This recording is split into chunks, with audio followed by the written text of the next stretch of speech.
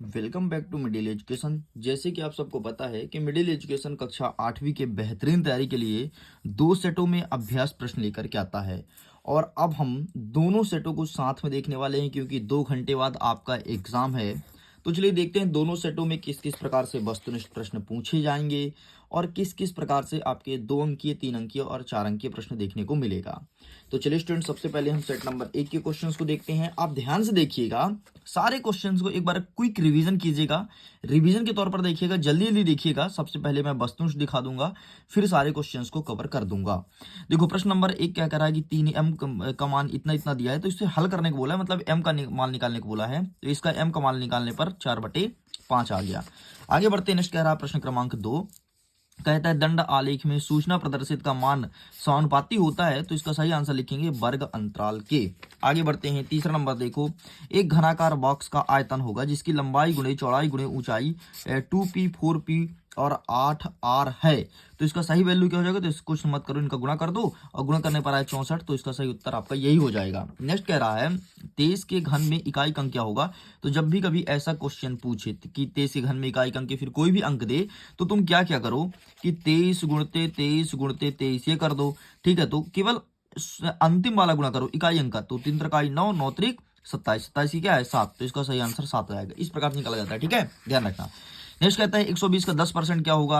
अगर पूछे 120 का 20% क्या होगा, 120 का 30% या फिर 120 के स्थान पर कोई अदर संख्या दे दे, तो इस प्रकार सॉल्व करना। 10% बोला है ना, तो 120/10 और प्रतिशत का मतलब ही 100 होता है, तो 100 कट्टम किट्टी 12 कम 12, तो इसका आ गया ये उत्तर। ये कितना आ गया 12।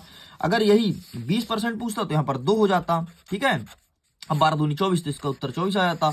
अगर 30% पूछता तो यहीं पर 3 हो जाता, और अगर यहाँ पर कोई संख्या बदलता तो यहाँ पर संख्या चेंज कर देना। मतलब तुमको सॉल्व करने का तरीका बस यही रखना है। ठीक, इस प्रकार से यहाँ के जितने भी बहुविकल्पी प्रश्न कंप्लीट होते हैं। आइए अभी वाले क्वेश्चन देख लेते हैं। सेट नंबर 2 में किस प्रकार से रखे गए हैं? 2y बराबर 5y - 21 को हल करो। तो सिंपल से इसमें y का मान निकालना है, तो कुछ मत कर भाई, y को एक साइड कर ले और 21 को एक साइड कर ले। जब मैंने इसे पक्षांतर किया तो 2y यहाँ पर लिखा है, 5y तो माइनस में आएगा, तो -3y हो गया। ठीक है, ये -3y हो गया और -21 तो बचा, तो इधर -21 माइनस से माइनस कट्टम किट्टी। अब 3 में 21 का भाग दे दो, 7 बार में जाएगा, तो इसका सही आंसर आपका 7 हो जाएगा। नेक्स्ट देखो, नेक्स्ट कह रहा है कि 4 सेंटीमीटर लंबाई वाले घन का पृष्ठीय क्षेत्रफल ज्ञात करो। सिंपल सा, पृष्ठीय क्षेत्रफल ज्ञात करने का सूत्र a क्यूब होता है, तो 4 में मतलब 4 का 3 बार गुणा कर दो, 4 का क्यूब कर दोगे तो 4 4 4 4 चौको 16, 16 चौको 64, तो इसका आंसर आपका 64 हो जाएगा। नेक्स्ट देखो, नेक्स्ट कहता है कि एक घनाकार बॉक्स का आयतन जिसकी लंबाई चौड़ाई ऊंचाई इतना इतना है, तो क्या होगा? तो सिंपल सा, मैंने पहले बताया कि इसका गुणा इससे कर दो, तो इसका सही आंसर आ जाएगा 64 की बार। नेक्स्ट कहता है निम्नलिखित में से कौन सा विचरण अनुक्रमानुपाती नहीं है? तो चाल बढ़ने पर समय का बढ़ना, बस इसे तुम याद कर लो। ठीक है, नेक्स्ट कहता है कि रेखा समीकरण एक ऐसे आकृति प्रस्तुत करता है जो लगातार क्या होती है, तो बदलते रहते हैं। ठीक है, तो आप इसे भी याद कर लो। चलो अब हम देख लेते हैं कि खाली स्थान कैसे सॉल्व करेंगे। खाली स्थान सारे क्वेश्चन आंसर को याद कर लेना। ठीक है, पहला नंबर कहता है कि किसी ठोस का पृष्ठीय क्षेत्रफल उसके फलकों डैश डैश का योग होता है, तो क्षेत्रफल का योग होता है। दूसरा नंबर कहता है कि एक पदी को एक पदी से गुणा करने पर हमेशा क्या मिलेगा? तो एक पद मिलेगा। अगर दो पदी का दो पदी से गुणा करें तो हमेशा दो पद मिलेगा। अगर एक पदी का दो पदी से गुणा करें तो हमेशा दो पद मिलेगा। ध्यान रखना, मतलब जो बड़ा हो वही मिलेगा। जैसे एक पद का एक पद से गुणा करें तो क्या मिला? एक पदी मिला। एक पद का दो पद से गुणा करेंगे तो द्विपदी मिलेगा। द्विपदी का द्विपदी से करेंगे द्विपदी मिलेगा। नेक्स्ट देखो, जहां एक राशि दूसरी राशि को प्रभावित करती है तब प्रभावी राशि क्या बनती है? तो नई राशि कहलाती है। नेक्स्ट कहता है दो अंकी संख्या 26 का द्वंद्व योग क्या होगा? तो 39 और 13 होगा। ठीक है, क्योंकि 13 दूनी 26 और 13 तीन 39, तो द्वंद्व योग पूछा है ना, तो 39 हो जाएगा। ठीक है, 13 पहाड़ा लिख दो यार, 13 एक कम 13, 13 दूनी 26, 13 39 खत्म। नेक्स्ट कहता है जीएसटी जो होता है वो क्या कहलाता है? तो जीएसटी सेवा और मूल्यों पर लगाया जाता है। ठीक, इस प्रकार से आपके ये क्वेश्चंस होते हैं कंप्लीट। अब हम यहाँ के देख लेते हैं। इसका क्या कहता है? दो परिमेय संख्याओं के मध्य परिमेय संख्या ज्ञात करने के लिए कौन सी अवधारणा सहायक है? तो p/q। परिमेय संख्या का भी ज्ञात करो, p/q ही लगता है। नेक्स्ट कहता है एक समचतुर्भुज के विकर्ण परस्पर क्या होते हैं? तो समद्विभाजित होते हैं। नेक्स्ट कहता है किसी निश्चित घटना की प्रायिकता क्या होती है? तो हमेशा एक होगी। ठीक है, आगे बढ़ते हैं। नेक्स्ट कहता है दो अंकीय संख्या 26 का द्वंद्व योग वही 13 दूनी 26, 13 39। नेक्स्ट कहता है कि वर्गमूल वर्ग की डैश डैश है तो प्रतिलोम है। ठीक, इस प्रकार से ये भी कंप्लीट होता है। अब फटाफट देख लेते हैं अति लघु उत्तरीय प्रश्न। देखो इस क्वेश्चंस को देखो 1 plus x x square x cube में रैखिक व्यंजक है या नहीं, तो नहीं है भाई। ठीक है, नेक्स्ट कहता है इसको सॉल्व करना, तो सिंपल सा एक्स को एक साइड कर लो और अक्षर पद को एक साइड कर लो। देखो मैंने यहाँ पर किया तो एक्स का मान निकल आया। नेक्स्ट कहता है कि 64 का घनमूल ज्ञात कीजिए। घनमूल ज्ञात करना है, ठीक, मतलब इसका क्या करना है कि 3 बार गुणा करना है 64 का। ठीक, तो घनमूल ज्ञात करना है, मतलब ये किसका घन है, तो इसको कुछ मत करो 64 तुम वैसे तो इसका 4 का हो गया, 4 चौक 16 64, तो एक तरह से तुम रट भी लो कि 4 का होगा, 4 लिख देना चुपचाप, बस बात खत्म, ज्यादा दिमाग मत लगाओ। नेक्स्ट कहता है कि 500 का 500 एक अंकित मूल्य दिया, 450 में बेचे जाना है, तो बट्टा प्रतिशत क्या होगा, तो कुछ मत कर भाई, 500 में से 450 हटा दे तो आएगा तेरा 50। ये देखो यहाँ पर सॉल्व है, वैसे बट्टा प्रतिशत का सूत्र ये होता है। ठीक, तो बट्टा प्रतिशत बट्टा बटे क्रय मूल्य इंटू 100, तो बट्टा क्या हो गया 50 और क्रय मूल्य हो गया 500, यहाँ पर जो तुम्हारा प्रश्न में लिखा था, और इंटू 100 कट्टम किट्टी कर दो, कट्टम किट्टी। ठीक है, 5 से कट गया तो 10% आ गया इसका सही उत्तर। नेक्स्ट क्या कह रहा है, इसका गुणनखंड कीजिए, तो कुछ मत कर भाई, ए स्क्वायर माइनस बी स्क्वायर में तोड़ दे। देख कैसे, यहाँ पर क्या बोला है 9x स्क्वायर और बाई स्क्वायर माइनस 16 बोला है ना, तो जब मैं इसे तोड़ूंगा तो ऐसे बनेगा। देखो ये ऐसे, ये किसका फॉर्मूला बन गया, ए स्क्वायर माइनस बी स्क्वायर का। इसका सूत्र क्या होता है, ए प्लस बी ए माइनस बी, ए स्क्वायर माइनस बी स्क्वायर का सूत्र होता है ए प्लस बी ए माइनस बी।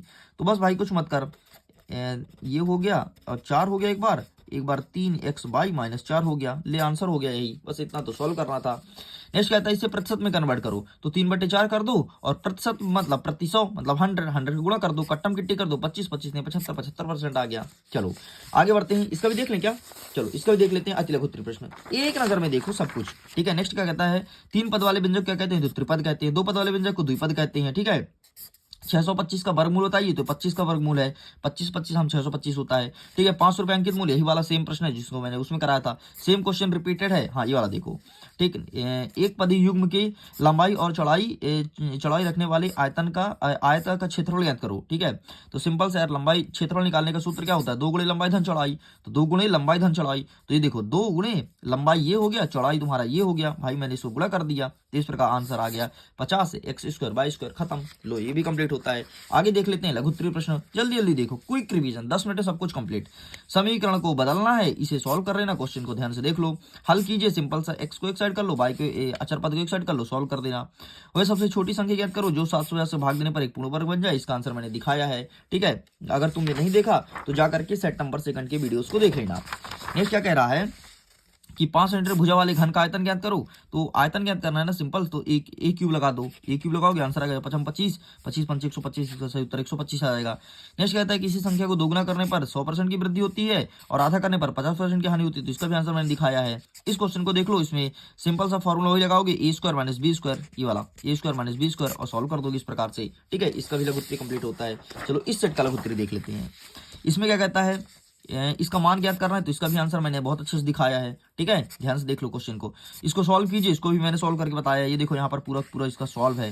ठीक, ये देखो स्क्रीनशॉट ले सकते हो चाहो तो।